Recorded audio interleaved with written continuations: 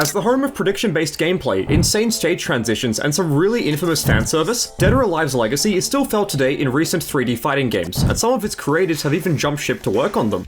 After hearing the constant discussions about the current state of Tekken 8, I started thinking about DOA and what the series could look like had it kept going after DOA 6. Speaking of that game, I made a video about it a while ago, and in retrospect, there isn't much about that title that keeps me coming back. I haven't played it since I released that video, but the same can't be said for its older brother. First released over 10 years ago, Dead or Alive 5 is a game I still play every now and then for fun in my spare time, and it got me thinking about how it was created in the first place. I've researched many games in the series before, but I haven't done so for DOA 5, so now's as good a time as any to look at this game from top to bottom. From its conception to discontinuation, let's get lost in the world of Dead or Alive 5 and explore why it's so much fun to play, even after much time has passed. Before we jump into the final game, let's take a step back and explore its development. After Team Ninja's Dead or Alive 4 released exclusively for the then brand new Xbox 360 in 2005 to strong sales and critical acclaim, the franchise was doing as good as ever, no doubt a result of director Tomonobu Itagaki's meticulous obsession with getting every detail just right. And speaking of Itagaki, oh boy, things were about to take a turn for the worse. While hard at work on 2008's Ninja Gaiden 2, Itagaki's perception of Team Ninja had soured due to supposedly being screwed over by the higher-ups, so much so that he decided to pack his bags and just leave for good. OneUp.com broke this story to the public on June 2nd, 2008, the day before Ninja Gaiden 2 was set to launch. In an official statement released through a translator, Itagaki not only claimed that in addition to filing a complaint in the Tokyo District Court against Tech Mode for unpaid completion bonuses, but also that Ninja Gaiden 2 would be the final game in the series he would work on, as well as never being able to direct a potential Dead or Alive 5. Uh-oh, we can hear the higher-ups at Tecmo say, if Itagaki leaves and potentially takes us to court, that would really hurt business. Also, who the heck is gonna take over Dead or Alive? With tensions between these two parties at an all-time high, the series was at risk of having its lights clocked out, but luckily, some experienced members within Tecmo stepped in to save the day. Yohei Shimbori and Yosuke Hayashi, longtime planners and designers on the series, were chosen as DOA 5's director and producer respectively, and this was already a step in the right direction. Their experience of working on previous installments provided them with the knowledge required to innovate and expand the series post-DOA 4, and before all of this was made public, fans were eager to see how the series would continue. In January 2010, websites PlayStation Lifestyle and Joystick both reported on a rumor that claimed a new DOA would appear on the PS3, although further details weren't provided. The source of this rumor was the UK's official PlayStation magazine, and after spending the better half of a Saturday night scouring the internet, I unfortunately couldn't find further details. Neither of the December 2009 or January 2010 issues of the magazine mentioned Dead or Alive, not even in this section about rumored games. You would think that a new DOA rumor would be mentioned here, but I guess not.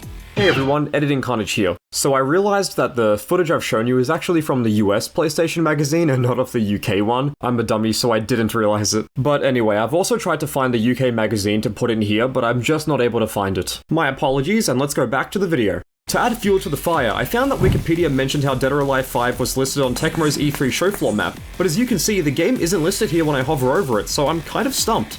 By now, it's clear that the rumor mill was white hot, although fans would have to wait until the following year to receive further details. Finally announced at Tokyo Game Show 2011, Dead or Alive 5's presence on the PS3 did turn out to be true, and the series was once again going multi-platform.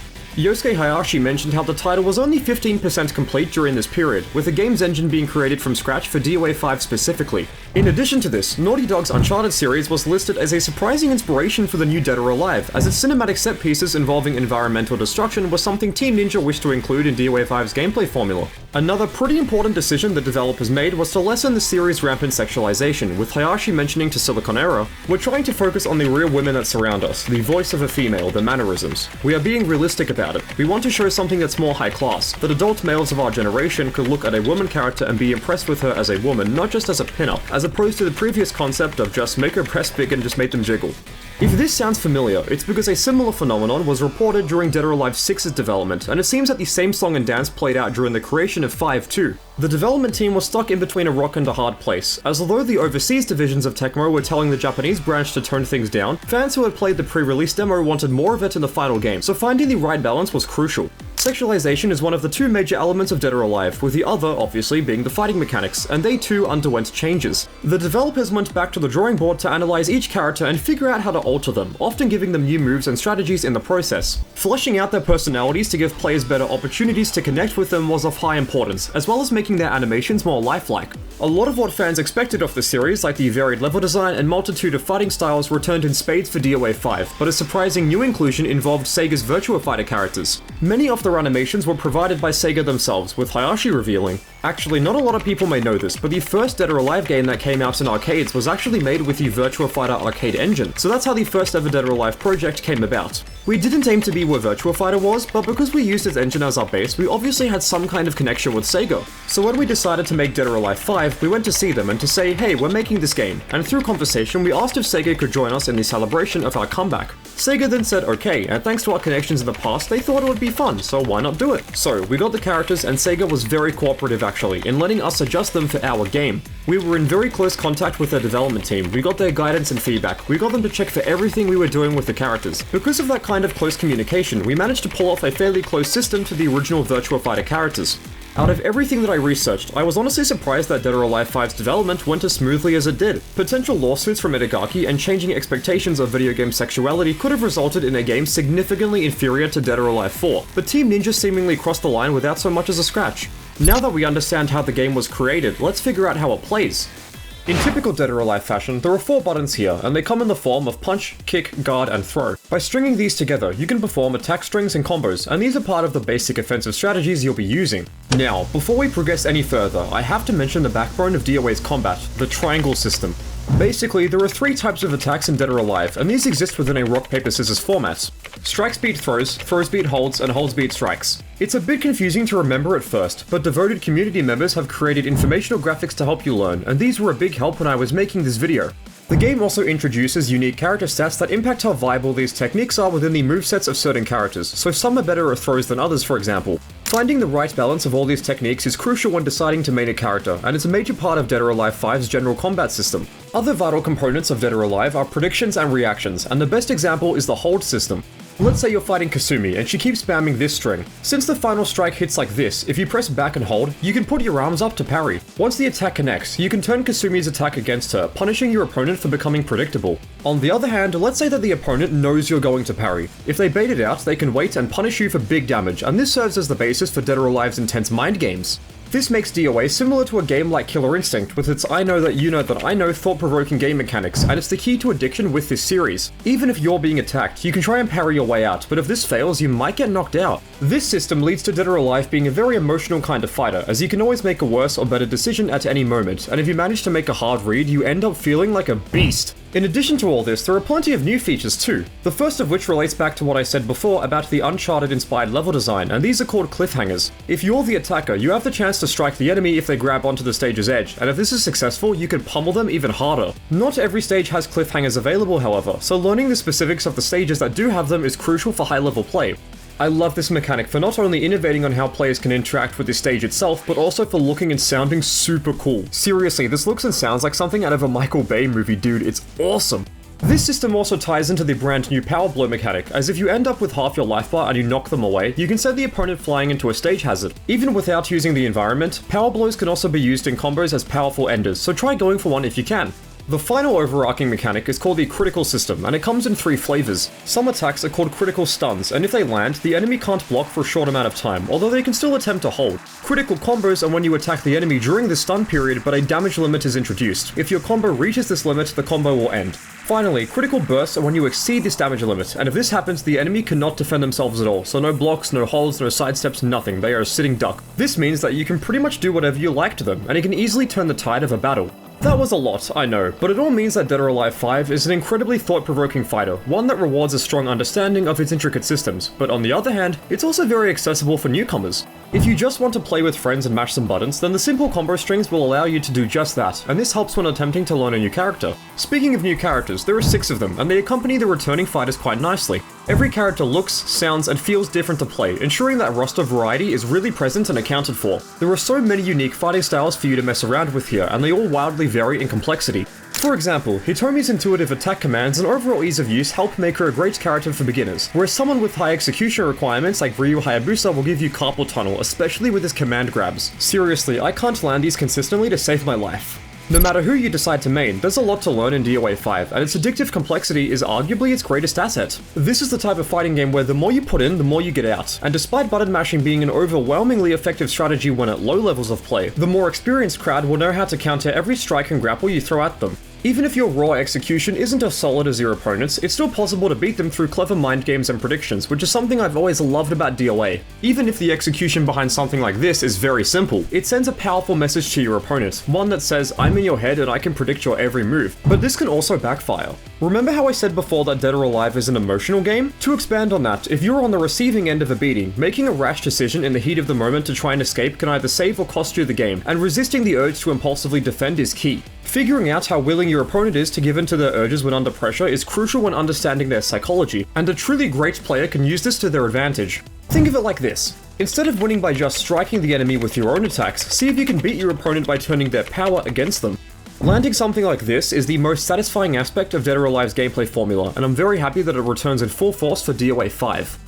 In addition to the fighting mechanics, Dead or Alive 5 has 4 major modes for players to explore. Story, Fight, Online, and Extra make up the bulk of the game, so let's jump into them. For starters, Extra lets you view CPU battles, player titles, your online profile, and any screenshots you may have taken. I gotta say, putting a photo mode into an Xbox 360 era game is a decision way ahead of its time, and I think it's really cool to have in DOA. Fight is home to versus battles, arcade mode, survival, time attack, and training, and these are about what you'd expect. In typical DOA fashion, you can also experience these modes in a tag team format, and this is always a blast. Selecting 2 of your favorite characters and going to town on the opposition will never get old, I swear. The first 4 modes are also very formulaic, and you won't be surprised by much during the CPU fight ladder, but they're still enjoyable overall. I'd also like to mention the training mode in more detail, because it has some very impressive features. It sucks how there's no tutorial that teaches you the mechanics, but just about anything you could expect from a 2010s fighting game training mode does show up here. You have free reign over the training dummy's movements, making learning specific matchups a breeze. If I want Ayane to counter with a high strike to practice my holds, I can do just that in an instant. You can also set the dummy to recover from certain types of attacks, as well as more general training options like simulating online lag and even turning off danger zones for stages that have them. Learning new combos and counters to particular strings is very enjoyable in this training mode, as it gives you all the tools needed to improve as a player. The only downside I can think of is a lack of frame data, but most fighting games released during this time period weren't including that in their training mode, so I can't blame DOA 5 for following suit. Also, you can even enter training mode as a tag team if you really want to lab some tag combos. I could go on for hours about this training mode, but I'll leave it by saying that I was genuinely impressed by how detailed it is. The game also includes online battles, obviously, and I unfortunately wasn't able to test this out, but from what my research tells me, the netcode didn't seem amazing? I've seen users online say that online matches are fine for them in terms of connection quality, but others report that DOA 5 online was a lag fest, so it did seem spotty overall. In terms of online features, you can play ranked matches, organize online tournaments, chat in-game with other players while watching fights in spectator mode, and even train with others through online training mode. It must be said, however, that Dead or Alive 5 required users to own an online pass in order to experience any of these features, which sucks. Smithies, are they booing me? No, they're saying boo earns, boo earns. If you don't know, an online pass is a code that comes with the game, and you need to punch it in here to prove that you actually bought the game legit. It might not sound bad at first, but this means that if you bought DOA 5 secondhand, you're out of luck if the original owner already used the code on their console. I have no idea why Team Ninja decided to incorporate this system into their game, and it's something I really dislike. On a more positive and downright ambitious note, the game also has a cinematic story mode, and after playing it on stream a long time ago, I can verify and confirm that it's wildly confusing. Maybe you have to be familiar with Dead or Alive's general lore and character backstories to get the most out of it, but I had no idea what was going on half the time if I'm being perfectly honest. It tries its hardest to tell a story that meaningfully advances the series' plot forward, but the insane amount of wackiness prevents it from being taken seriously, so your mileage may vary. If you want to play a totally bizarre fighting game story mode to kill some time with, I highly recommend DOA 5 story mode. Once you see it, you can't unsee it. Other than that, the title also has unlockables for you to earn, and the big ones are Akira, Alpha 152, Genfu, Pai-chan, and Sarah Bryant. Yep, that's right. You have to unlock 5 of the characters here. You do this by finishing the story mode and collecting these player titles, and thankfully the grind isn't too bad. Getting a lot of these titles is really annoying, sure, but with enough persistence, you'll get the 300 required to unlock Alpha 152 in no time. Overall, Dead or Alive 5 definitely has enough content to keep players invested in the long haul, although the online pass requirement is still an awful decision. Upon release, Dead or Alive 5 received positive reviews, and it currently sits at a 76 on Metacritic, making it more acclaimed than DOA 6, but not as much as DOA 3 and 4.